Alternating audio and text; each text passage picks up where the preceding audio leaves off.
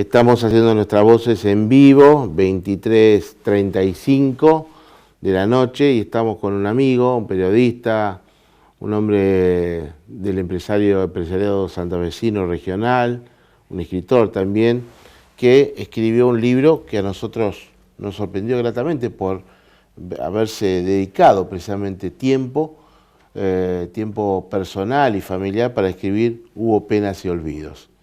Y realmente queremos charlar con él para ver, a ver, señor director, perdóneme, a ver, señor director, ahí está. Hubo penas y olvidos del escritor y periodista Ricardo Beglia, el doctor Ricardo Beglia, que está con nosotros. Ricardo, ¿cómo te va? ¿Bien? Bien. La verdad que me sorprendió gratamente cuando me lo diste, me dijiste, he escrito este libro a pulmón. Después, leyéndolo, me di cuenta que habías tenido una experiencia muy personal, ¿no? Porque Exacto. lo viviste de lleno este tema. Contanos un poquito, primero, por qué te decidiste y cómo fue aquel tiempo en que te dijeron en el sorteo, a usted le tocó ir allá. Bien. ¿Por qué lo escribimos? Bueno, a partir de la experiencia siempre fuimos recopilando datos, información. Era una asignatura pendiente, algo que no cerraba en nuestra vida, algo que había pasado, qué fue aquello que ocurrió en 1978, en el verano, del 78-79. Y bueno, y en determinado momento empecé a escribir algo, dije, bueno, una suerte de mis memorias para mis hijos, alguna vez lo quieren leer en la computadora. Y me di cuenta que no, que había mucho material, que había mucha gente que le había pasado exactamente lo mismo, que había sentido lo mismo. Y dijimos, ¿por qué no llevarlo a un libro? Un libro que tardamos 6 años en terminarlo porque cada vez recibíamos más información, hasta que hubo un momento que tuvimos que darle un corte para poder editarlo. 6 años. 6 años, sí. Estaba leyendo por allí la introducción, en la primera parte del libro, recordando cómo se conocía el sorteo, ¿no? Ajá.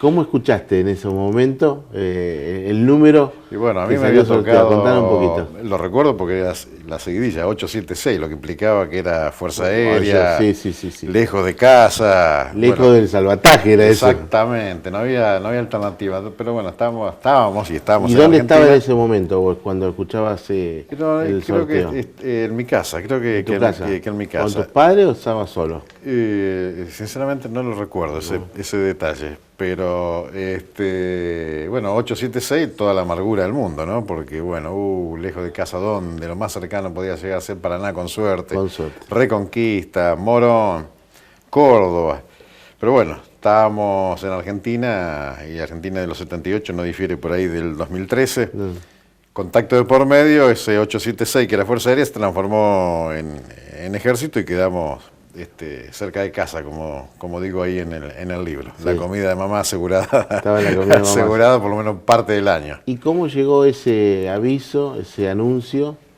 de que tenían que ir al sur? Bueno, fue todo un proceso que está desarrollado ahí en el libro. Yo, bueno, tuve la suerte de integrar una de las compañías principales del batallón y ser el asistente del jefe de compañía, entonces era un privilegio que me permitía acceder a determinada información e iba viendo cómo evolucionaba todo. Aparte, por esa cuestión ya innata del periodismo, yo consumía mucha información, pese a que era un adolescente. Sí. Entonces iba siguiendo la información que cada vez ocupaba más espacio en los medios, el tema de las diferencias limítrofes entre Chile y Argentina. Y bueno, vino toda la preparación militar propia del servicio militar de entonces. Inicialmente era la instrucción básica, se terminó eso, coincidió justo el Mundial. Sí. Entonces tuvimos una instrucción en lo que se llamaba lucha antiguerrilla. Se terminó esa instrucción, parecía que no terminábamos nunca el periodo de preparación. Cuando esperábamos el anuncio del jefe del batallón, que nos iba a decir, bueno, se terminó la instrucción, ahora pasan a ser todos soldados bacanes, viejos. Sí. No, continuamos con la instrucción y empezó la etapa, digamos, la preparación de lo que se llama guerra convencional. La anterior era lo que se llama combate en localidad, que era por el tema de la guerrilla.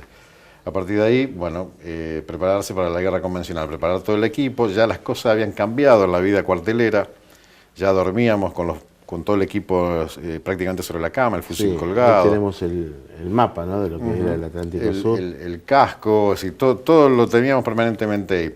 Y yo lo hablaba con mi padre porque mi padre había tenido una experiencia más o menos similar interna. Él había participado en el año 55 con el histórico y querido Regimiento 12 de Infantería, General Arenales. Bueno, le había tocado participar en la Revolución del 55, estaba ese regimiento a favor de Perón. Y él me decía, no va a pasar nada, eso lo dicen para asustarlo, de la movilización con Chile. Hasta que, bueno, finalmente se dio, llegó la orden de partir y partimos. ¿Y cómo lo tomaste vos eso? ¿Un joven de cuántos tenía? ¿18, 19 años recién cumplidos. 19 años recién cumplidos. Todos los días o cada tanto se hacía un simulacro de partida, o sea, ponían los vehículos en marcha, nos hacían ir con todos los equipos, subir y al rato apagar motores, bajar y aguardar todas las cosas. Entre tanta práctica, algún día subimos y los vehículos arrancaron. O sea que no hubo ni siquiera tiempo para avisar en casa de que nos íbamos. Sabía que nos íbamos al sur. ¿Tuviste miedo? En ese momento no, pero yo lo pongo en el libro. Sentí miedo en un hecho muy particular. Cuando estando en la ciudad de Río Gallegos, me mandan desde la rural donde estábamos acantonados hacia el correo con otros soldados a llevar cartas. Éramos 3 soldados, entramos al edificio del correo y me llamó la atención una leyenda que había en la pared sobre una cerámica con el escudo argentino. Era una estrofa del himno argentino y decía: "O juremos con gloria a morir".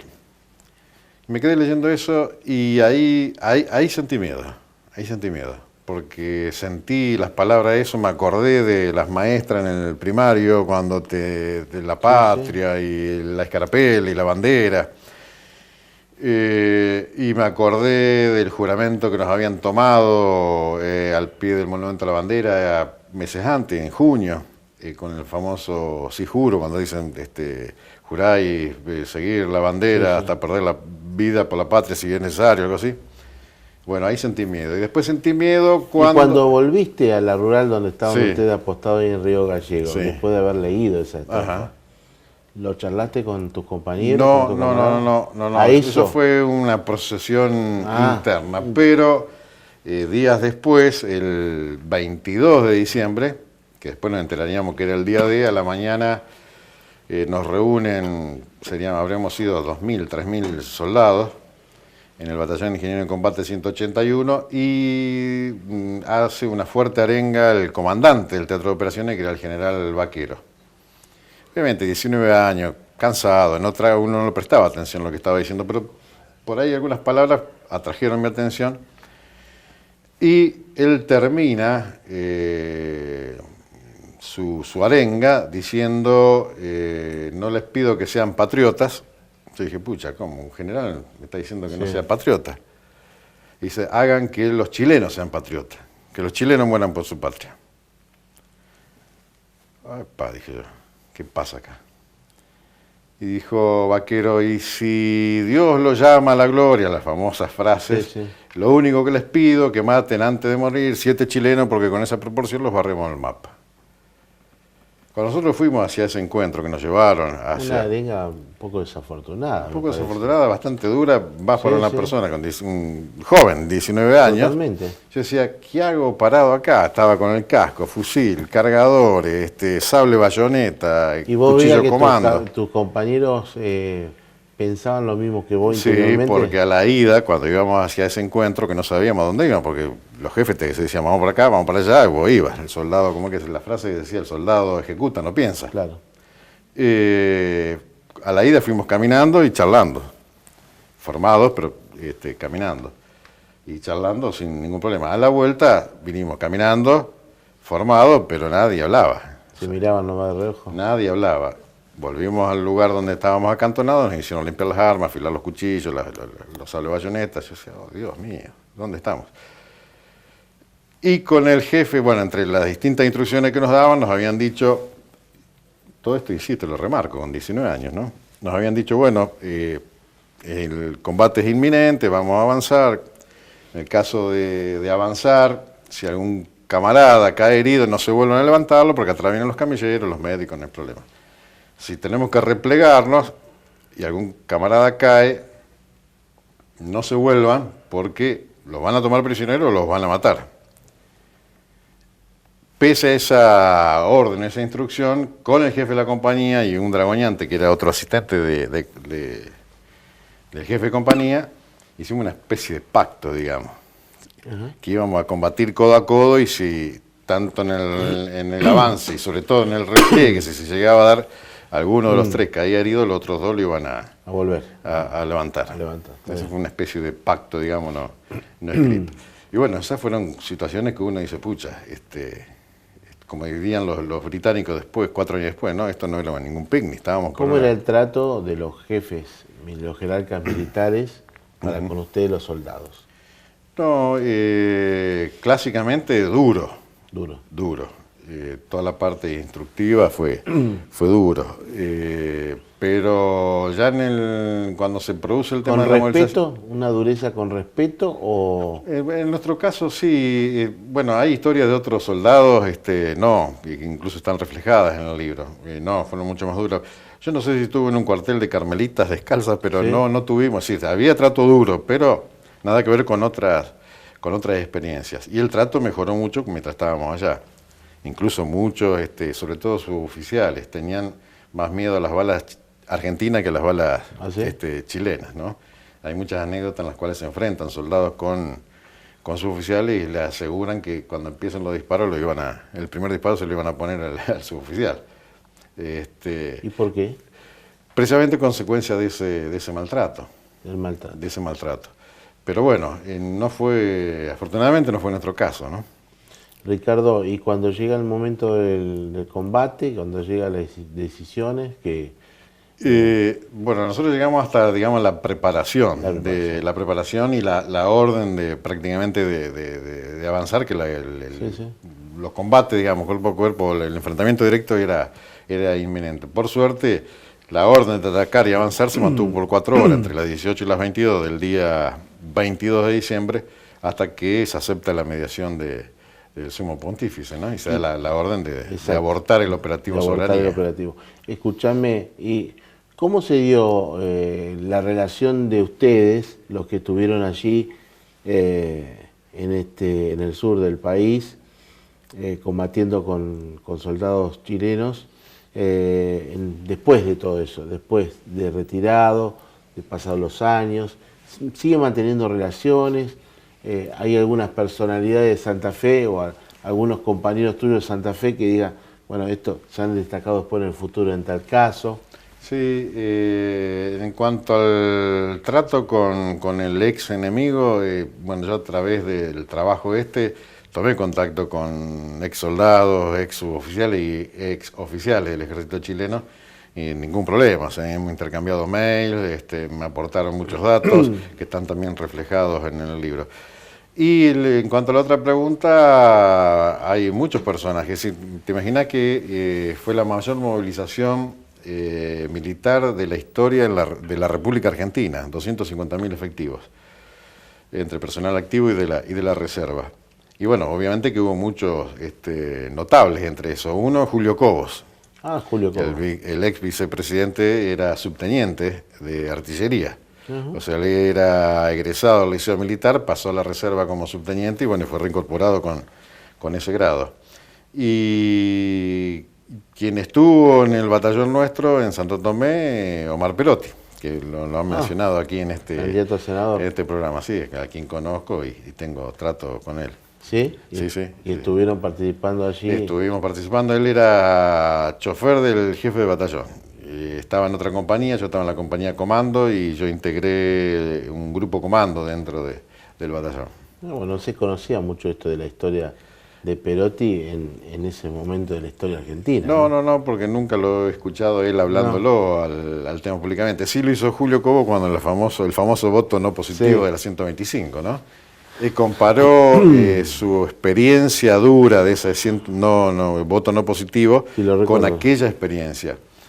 Y si ustedes se acuerdan, el tema de los mineros los mineros chilenos que quedaron atrapados en la mina. Sí. Bueno, uno de los mineros había sido soldado, también participó, obviamente, para su país, ¿no?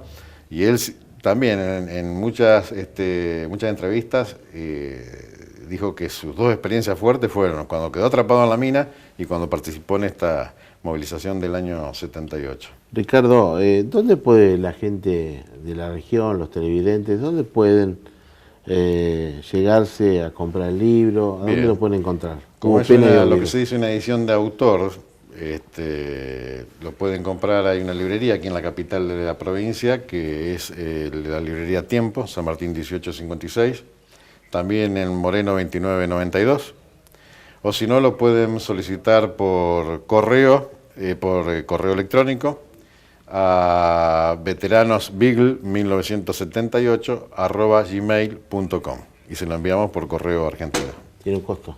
180 pesos. ¿Vale? El costo de la correo. verdad que mucha experiencia, nos gustaría realmente en otro momento vamos a poder charlar. ¿Cómo no? Esas experiencias fuertes, personales, Sí, y de compañeros que no la han pasado bien. Exactamente, y aparte es algo que de eso todavía no se habla. En algún momento este manto de olvido cayó sobre Malvinas, después más o menos se fue corrigiendo en parte, pero de este tema, de la cuestión Beagle y que lo del 78 fue una guerra porque se dio todo el proceso que requiere una situación de guerra, casi nadie ya sabe. Vos que hiciste una última, ¿no? Que hiciste ese servicio militar en esa época de nuestra historia argentina. ¿Crees que debería ayornarse ese servicio militar o no? Sí, ¿O no es bueno para los jóvenes? Es una buena pregunta. Yo no sé si es la solución para los problemas que aquejan a la juventud actual. Lamentablemente, un gran porcentaje de la juventud tienen, digamos, la cabeza quemada por el tema que hablaban en el bloque anterior, el tema del narcotráfico. No sé si el servicio militar ayornado lo puede llegar a solucionar. En el caso de la experiencia nuestra, que eso sí estaba, yo lo veía bien. Esa unidad que ya no existe porque se cambió de nombre, tiene otras funciones, en Santo Tomé, tenía una escuela donde durante el año de servicio militar todos los soldados que no tenían primaria y secundaria, por lo menos, más o menos se acomodaban en sus primeras letras. Y además era realmente una escuela de oficios, porque allí aprendían, como era un batallón de ingenieros, aprendían carpintería de madera, herrería, carpintería metálica, albañilería, mecánica, o sea que salían prácticamente con algún, digamos, oficio. Ricardo, muchas gracias por haber escrito este libro, además, de estar aquí con nosotros y por haber escrito este libro para la gente, para el pueblo que se entere a través de tu libro, de tu letra. Te agradezco por haberme invitado y darme la posibilidad de decirle a la gente, bueno, nosotros existimos y formamos parte de la historia, aunque nos hayan barrido debajo de la alfombra. Muchas gracias. El doctor Ricardo Beiglia, escritor, Hubo Penas y Olvidos. Comuníquense porque realmente es bueno conocer esta experiencia que forma parte de nuestra historia, no tan comentada, de la República Argentina. Nos estamos despidiendo, tenemos otras cosas para comentar, pero quise playarme más precisamente con el doctor Beiglia.